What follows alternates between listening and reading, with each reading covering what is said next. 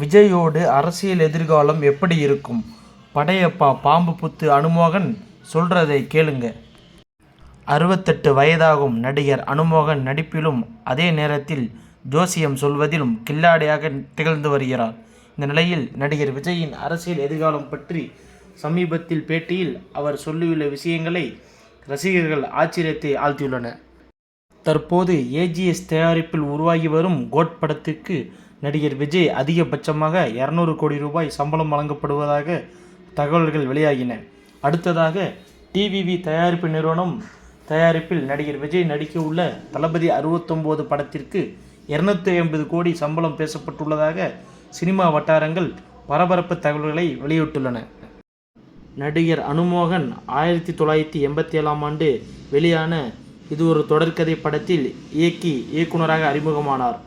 நினைவு சின்னம், மேட்டுப்பட்டி, மிராசு, அண்ணன் உள்ளிட்ட படங்களை இயக்கியுள்ளார்.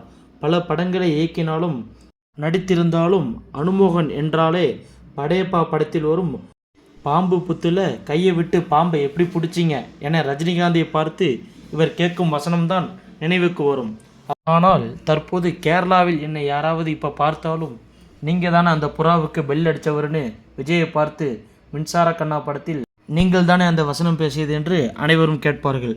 அப்போதான் புரிந்தது கேரளாவில் விஜய்க்கு எந்த அளவுக்கு ரசிகர்கள் உள்ளார்கள் என்று தெரிந்து கொண்டேன். 250 கோடி சம்பளம் வாங்கும் இந்தியாவின் முன்னணி நட்சத்திரமாக இருக்கும் நடிகர் விஜய் அத்தனையும் விட்டுவிட்டு அரசியலில் மக்களுக்காக குதிக்கப் போகிறேன் என சொல்வதை மிகப்பெரிய விஷயம் என பலரும் பேசி வரும் நிலையில் எம்ஜிஆர், என்டிஆர் போல அரசியலில் பெரிய ஆளாக விஜய் வருவாரா என்கிற கேள்விக்கு அனுமோகன் அழகாக பதிலளித்துள்ளார்.